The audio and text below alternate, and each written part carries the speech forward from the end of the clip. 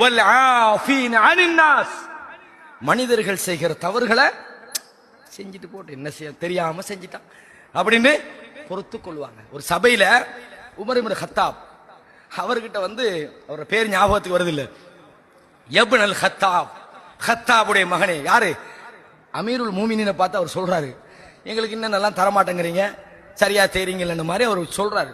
Umar ibn Khattab எழும்ப போறாங்க. அப்படி ஒரு நபித்தோழர் சொன்னாங்க, அல்லாஹ் உங்களுக்கு குர்ஆன்ல சொல்ல தெரியாதா, ஃபாரில் அனில் ஜாஹிலின், மடையர்களை புறக்கணிச்சிருங்கன்னு அல்லாஹ் சொல்றான். இவன் மடத்தனமா பேசுறான், நீங்க ஆத்திரப்படுறீங்க. உமர் இப்னு கத்தாப் அப்படி நின்னுட்டாங்க. வகான வக்காஃபன் இன்தல் குர்ஆன், குர்ஆன் சொன்னா அப்படி ஸ்டாப் தான், அப்படி நின்றுவாங்க.